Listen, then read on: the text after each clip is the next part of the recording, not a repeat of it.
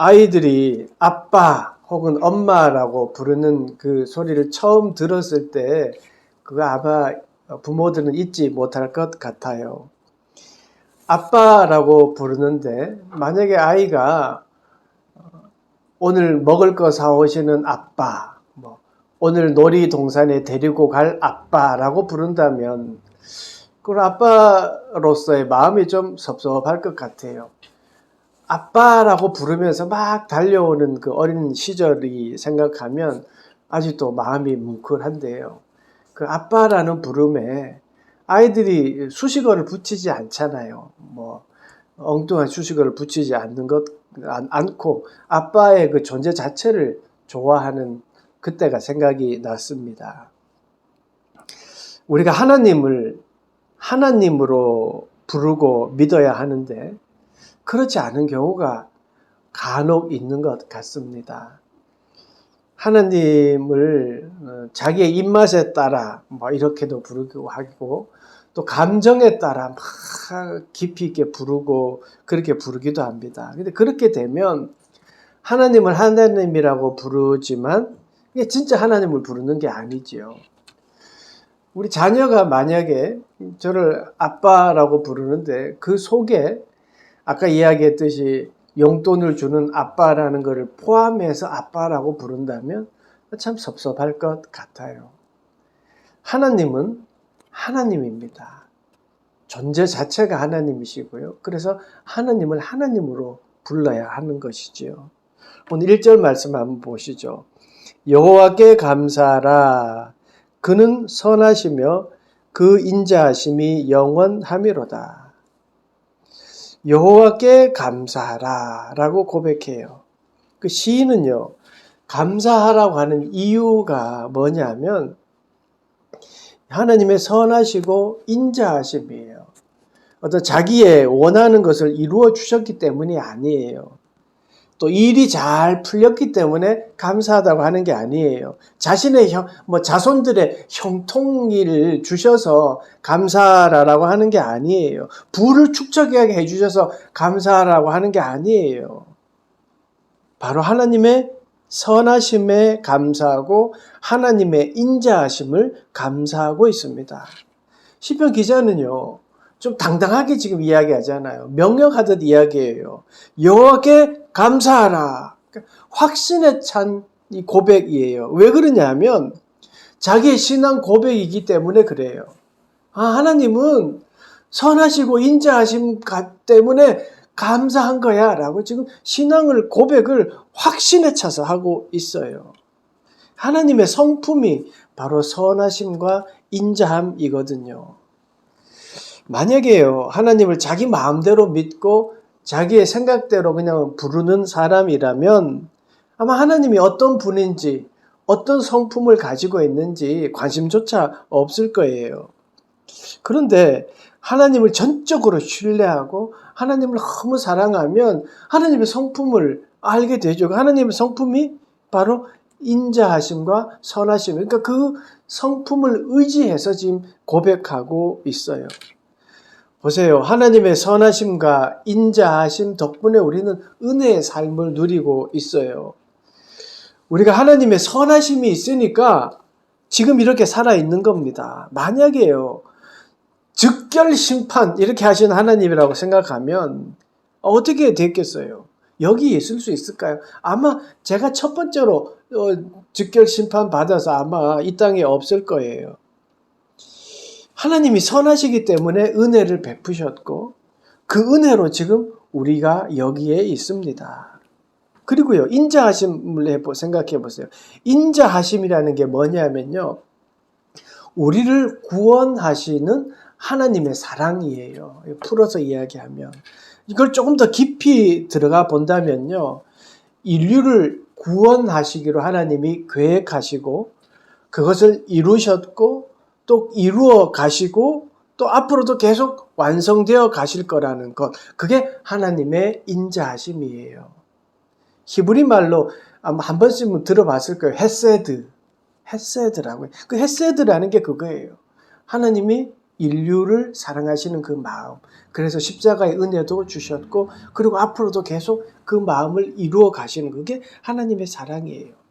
쉽게 말해서 헤세드는요, 내가 하나님을 어떻게 믿게 되었는지 그걸 생각해 보면 돼요. 그 과정을 돌아보면 그게 헤세드예요. 여러분 그 과정을 한번 생각해 보세요. 주님이 나를 어떻게 인도하셨고 어떻게 믿게 하셨고 어떻게 지금까지 인도해 주셨는지, 그게 바로 여러분을 향한 하나님의 사랑, 그 헤세드라는 거예요. 결국 하나님은요, 우리를 향해서 선하심과 인자하심으로 우리를 바라보고 계셔요. 그래서 그 하나님을 우리가 하나님이라고 부르고 그 하나님께 감사하는 거예요. 어떤 목적을 이루어주고 뭘 해달라고 그렇게 감사하는 게 아니라 선하시고 인자하신 하나님의 은혜를 생각하며 하나님이라고 부르는 거예요. 4절부터 9절 한번 보실까요? 4절부터 9절 보시면요, 천지 창조에 대한 하나님의 말씀이에요. 그런데 그 부르는 걸 한번 보세요. 어떻게 불렀냐, 어떻게 표현했냐. 홀로 큰 기이한 일을 행하신 이, 지혜로운 하늘을 만드신 이, 땅을 물 위에 펴신 이, 큰 빛들을 지으신 이, 해로 낮을 주관하게 하신 이, 달과 별들로 밤을 주관하게 하신 이 표현들은요, 모두가 믿음에서 그리고 자기가 경험에서 나온 간증 같은 거예요. 성경책에 여러분 우리 맨 첫 구절이 뭐예요? 태초에 하나님이 천지를 창조하시니라. 이 말씀이 믿어져야 지금 방금 말한 그 고백들이 되어지는 거죠. 저도 처음에는 시편 136편을 이렇게 이 부분을 읽을 때요, 창조주 하나님, 창조 세계를 참 잘 설명했다라고만 생각했는데요, 말씀을 자꾸 보고 묵상하다 보니까 이게요, 이 신앙 고백이에요. 간증이에요. 세상을 살아가면서 하나님이 홀로 기이한 일을 행하셔서 이 세상을 만드셨지. 하나님이 하늘을 만드셨지. 그것을 지금 고백하고 있는 거예요. 창조 세계를 보고 그 창조 세계 안에 살아가면서 하나님을 경험한 것을 지금 간증하고 하나님을 체험한 것을 간증하고 있어요. 그래서 하나님의 이름을 가만히, 오늘 이 나와 있는 하나님의 이름을요, 가만히 한번 되뇌어 보세요. 똑같이 여러분도 한번 홀로 기이한 일을 행하신 하나님, 지혜로 하늘을 만드신 하나님, 땅을 물 위에 펴신 하나님, 큰 빛들을 지으신 하나님, 해로 낮을 주관하게 하신 하나님, 달과 별들로 밤을 주관하게 하신 하나님이라고 한번 가만히 되뇌어 보세요. 그런 마음에요, 잔잔한 은혜가 있습니다. 한번 돌아가서 한번 해보세요. 천천히 하나님의 이름만 한번 불러보십시오. 놀랍게도 하나님의 이름만 불렀음에도 불구하고 근심과 걱정이 사라지고요, 하나님의 은혜가 잔잔히 내 마음에 들어오게 됩니다. 하나님이 살아계시기 때문에 주시는 은혜인 것이지요. 그리고 10절에서 15절 말씀입니다. 하나님이요, 10절에서 15절 말씀은요, 하나님이 종되었던 애굽에서 인도해 주셨다. 애굽에서의 구출에 관한 말씀을 노래하고 있어요. 그러니까 하나님이 종되었던 애굽에서 인도해 주셨다. 이게요, 구약에 있어서 참 중요한 신앙의 그 중심이에요. 그리고 이스라엘인들에게도 참 중요한 거예요. 그 이야기가 성경에 이제 막 펼쳐지잖아요. 이집트에서 종살이에서 구해 주셨고, 광야에서 하나님의 백성으로 만들어 가시고, 그리고 결국 가나안 땅, 약속의 땅으로 인도하셨어요. 그 인도의 과정들을 지금 잊어서는 안 될 중요한 하나님의 은혜인 것이죠. 그게 출애굽이에요. 그것을 지금 노래하고 있어요. 여기에서도요, 하나님을 향한 부름을 한번 보세요. 애굽의 장자를 치신 이, 이스라엘을 그들 중에서 인도하여 내신 이, 강한 손과 펴신 팔로 인도하여 내신 이, 홍해를 가르신 이, 이스라엘을 그 가운데로 통과하게 하신 이, 바로와 그의 군대를 홍해에 엎드러뜨리신 이. 이 하나님의 이름을 부르는 그 이름만 불러도요, 출애굽의 내용이 머리에 싹 들어오잖아요. 중요 포인트를 정확하게 알고 있어요. 그러니까 뭐 이 시편 기자가 성경 지식이 높다, 뭐 이게 두 번째 문제고, 하나님의 은혜를 기억하고 고백하는 거예요. 하나님의 은혜로 출애굽이 있었다, 이때 하나님이 함께 하셨다, 이걸 정확하게 알고 있는 거예요. 하나님의 은혜의 포인트를 정확하게 기억하고 있어요. 믿음의 삶이라는 게 이런 거예요. 하나님의 은혜를, 내 인생의 하나님의 은혜의 때를 정확하게 기억하고 그 하나님의 은혜가 앞으로도 나에게 임할 것이다라는 것을 믿고 살아가는 것, 그게 신앙생활이라는 거예요. 그 믿음의 이 시인이요, 그 출애굽의 삶을 통해 하나님이 주신 그 은혜, 우리 조상들을 통해서 그 주신 은혜가 나에게도 임하고 있다는 것을 믿고 살았어요. 그러니까 이렇게 고백하고 있는 거예요. 출애굽을 인도하신 하나님이 지금 나를 인도하고 계시다라고 하는 그 믿음 말입니다. 사랑하는 여러분, 이때 하나님이 함께 하셨던 그 은혜가 지금도 우리에게 임하고 있습니다. 이스라엘을 애굽에서 인도하셨던 분이 여러분을 지금도 인도하고 계신 줄로 믿습니다. 강한 손과 펴신 팔로 여러분을 인도하고 계신 줄로 믿습니다. 홍해를 가르시고 이스라엘을 통계하게 하신 하나님이 여러분에게 지금도 기적을 베풀어 주실 줄로 믿습니다. 지금 괴롭고 힘들고 어렵죠. 그리고 나를 괴롭히고 억압하던 원수도 내 앞에서 무릎 꿇게 하시는 분이 우리 하나님임을 믿습니다. 여러분에게도 그렇게 해줄 줄로 믿습니다. 우리가 그 하나님을 하나님이라고 부르고 신앙생활하는 거예요. 그리고 16절에서 21절 보시겠습니다. 우리가 한번 16절에서 21절 한번 같이 읽겠습니다.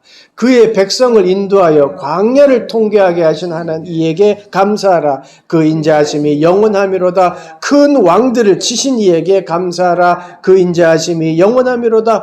유명한 왕들을 죽이신 이에게 감사하라. 그 인자하심이 영원하미로다. 아모리인의 왕 시온을 죽이신 이에게 감사하라. 그 인자하심이 영원하미로다. 바산왕 옥을 죽이신 이에게 감사하라. 그 인자하심이 영원하미로다. 그들의 땅을 기업으로 주신 이에게 감사하라. 그 인자하심이 영원하미로다. 16절부터 22절도 땅을 주신 하나님의 그 과정 가운데 어떻게 행하셨는지를 기억하고 하나님의 이름을 부르고 있습니다. 그런 것 같아요. 우리도요, 우리 가운데 역사하신 주님의 은혜, 그것을 기억하고 하나님의 이름을 부르면 그게 더 큰 은혜가 있는 거예요. 은혜가 더 커질 거예요. 우리의 각 삶 속에서 여러분들은 또 우리는 하나님을 만났습니다. 그리고 그래서 삶 가운데에 하나님이 우리에게 은혜를 주셨어요. 그때를 기억하면서 하나님을 부르는 거예요. 예를 들면 청년사역을 통해 회복을 경험하게 하셨던 하나님, 권사님을 통해 해맑은 웃음을 알게 하셨던 하나님, 또 자녀의 기도하는 모습을 통해 어린아이와 같이 기도해야 된다는 것은 무엇인지 깨닫게 하신 하나님, 집사님의 신앙 모습을 감동하게 하신 하나님, 개척을 통해 겸손하게 하신 하나님, 이렇게요. 내 신앙과 큰 사건들을 그 은혜를 붙여서 하나님의 이름을 부르는 거예요. 그러면 그 하나님이 그 은혜를 기억하시고 또 하나님을 내가 더 깊게 기억하게 되는 것이죠. 그렇게요. 이미 우리에게 주셨던 그 하나님의 은혜, 지나간 게 아니에요. 똑같이 그 은혜를 가지고 내 미래도 하나님이 함께 하실 거예요. 그러니 하나님이 함께 하셨던 그 하나님, 앞으로도 내가 이렇게 해줄 줄로 믿습니다. 라고 기도하는 거죠. 그게 바로 하나님을 부르는 바른 모습입니다. 이제 23절에서 26절을 보겠습니다. 23절, 26절 같이 읽습니다. 우리를 비천한 가운데에서도 기억해 주신 이에게 감사하라. 그 인자하심이 영원함이로다. 우리를 우리의 대적에게서 건지신 이에게 감사하라. 그 인자하심이 영원함이로다. 모든 육체에게 먹을 것을 주신 이에게 감사하라. 그 인자하심이 영원함이로다. 하늘의 하나님께 감사하라. 그 인자하심이 영원함이로다. 아멘. 시인은 이제 종합적으로 결론을 맺는데요. 하나님은 비천한 가운데 있는 우리를 하나님이 기억하신다라고 고백합니다. 시편 전반에 깔려있는, 기본으로 깔려있는 신앙 고백의 결론이에요. 창조를 창조하신 하나님, 그 가운데 내가 살고 있음이 감사하다. 그게 은혜다. 출애굽을 통해서 그 어려운 가운데서 하나님이 인도해 주셔서 가나안 땅으로 인도하셨고, 가나안 땅에 가서도 그 많은 전쟁 가운데서도 승리하게 하신 하나님, 그게 우리 하나님이다 라고 고백하고, 비천한 가운데 존재한다 라는 것을 이제 고백해요. 그거를 기억하시는 하나님이다 라고 고백해요. 비천한 가운데 인간이 존재한다는 건요, 아까 이야기했듯이 창세기 1장 1절을 믿어야 이해가 돼요. 원죄, 교리 이걸 이야기하는 게 아니라요, 세상을 하나님이 창조하셨다는 사실이 믿어지면 그 가운데에서 인간이 왜 죄를 지었는지를 깨닫게 되니까 비천한 존재가 되었고, 그 비천한 존재를 하나님이 그냥 두시지 않고 예수 그리스도의 십자가의 은혜를 통하여 다시 구원하셨고 이끌어 주셨다는 것을 깨닫게 된다는 거예요. 예수 그리스도의 은혜가 임하면, 그러면 출애굽의 은혜가 무엇인지, 가나안 땅의 은혜가 무엇인지, 그리고 먹을 것을 주시는 그 하나님의 은혜가 무엇인지 깨닫게 되고 감사하게 된다는 거예요. 그 모든 것을 깨닫고 하나님이라고 부르는 것과 아무것도 아니고 그냥 이것 주세요, 이것 나를 잘되게 해달라고 생각하고 부르는 하나님과는 구별된다는 것이죠. 은혜를 기억하면서 하나님을 부르는 거예요.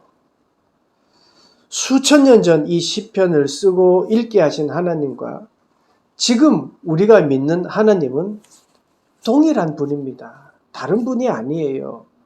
그때 인자하신 하나님은 지금도 인자하십니다. 여전히 우리를 구원하기 위해 일하고 계신 분이 우리 하나님입니다. 출애굽 때 그 고통 가운데 있는 자들을 인도하셨던 하나님이 지금 우리도 인도하고 그 고통 가운데서 끄집어내 주실 거예요. 땅에 먹을 것으로 우리를 배부르게 하실 것입니다. 여전히 우리를 택하셨고 우리를 인도하시기 때문입니다. 그런데 우리는요, 그 하나님을 잊고 있는 것 같아요. 성경의 말씀은 말씀대로, 나는 또 따로 그렇게 믿는 것이 아닌가 생각을 해요. 우리는요, 하나님을 하나님으로 부르지 않는 경우가 종종 있어요. 세상의 주관자가 주관자이신 하나님이라고 부르는 것이 아니라 나에게 만사 형통을 주셔야만 되는 하나님, 이렇게 믿고요. 모두 세상적인 어떤 이치가 자기가 성공하도록 어떤 척척척척 만들어주시는 하나님이라고 부르고 있는 것은 아닌지 생각해 보게 됩니다. 비천한 가운데 나를 기억하셔서 하나님의 은혜를 주셨던 그것에 감격해서 하나님이라고 부르는 것이 아니라 마치 맡겨놓은 것을 찾아가듯이 하나님이라고 부르는 모습이 우리의 모습이 아닌가 되돌아봅니다. 감사와 인자하심, 이거는요, 하나님의 선하심과 하나님의 인자하심을 의지해서 부르는 그 하나님이라는 그 부름, 그게 은혜를 주시는 하나님의, 거기에 하나님의 은혜를 주셔요. 하나님이 나를 지금까지 인도해 주셨던 그 하나님의 은혜를 생각하면서 하나님이라고 부를 때 이미 모든 것을, 나에게 무엇이 필요한지 알고 계신 하나님은 그때 우리에게 필요한 것을 주시는 거예요. 하나님의 은혜는 기억하지 않고 필요한 것만 달라고 구하니까 주시지 않는 것이지요. 시편 기자들이 하나님을 부르는 이름들, 기자가 말하는 하나님을 부르는 이름들을 잘 보세요. 간증이에요. 자기가 경험한 하나님에 대해서 부르잖아요. 은혜를 의지한 하나님의 모습을, 하나님을 부르고 있잖아요. 삶에서 체험했던 그 하나님을 부르고 있잖아요. 각자의 삶에서 은혜로 고백되어진 하나님의 부름이 진짜입니다. 지식으로 배운 수식어가 붙는 그런 하나님이 아니라 내가 체험하고 내가 받은 은혜로 부르는 하나님, 그 나의 하나님이 진짜 하나님입니다. 하나님을 하나님으로 부릅시다. 감사의 주체이신 그 하나님을 부르시고 인자하신 하나님, 내 삶에 살아계신 하나님, 내가 경험한 그 하나님, 또 내가 은혜를 체험하게 하신 그 하나님을 부릅시다. 그러면 이미 나에게 무엇이 필요한지 아시는 그 주님께서 그 다른 것도 모두 채워주십니다. 하나님을 하나님으로 부르며 그래서 은혜가 넘쳐나는 그런 한 주간을 살아가는 여러분 되시기를 간절히 축원합니다. 기도하겠습니다. 하나님, 하나님을 하나님으로 부르지 않고 내 욕망에 따라 혹시 부른 것은 아닌지 우리 스스로를 되돌아봅니다. 하나님, 이제 우리가 하나님을 부를 때 하나님의 은혜를 생각하고 하나님의 인자하심과 선하심을 기억하면서 하나님을 부르는 우리 모두가 되도록 인도하여 주시옵소서. 우리의 삶 가운데 늘 함께 하셔서 살아계신 하나님을 부르며 은혜를 경험하는 우리 모두가 되도록 축복하시고 인도하여 주시옵소서. 병환 중에 있는 자들, 치료 중에 있는 모든 이들에게 하나님의 은혜를 내려주시옵시고 속히 치료받고 속히 나음받는 은혜를 임하여 주시옵소서.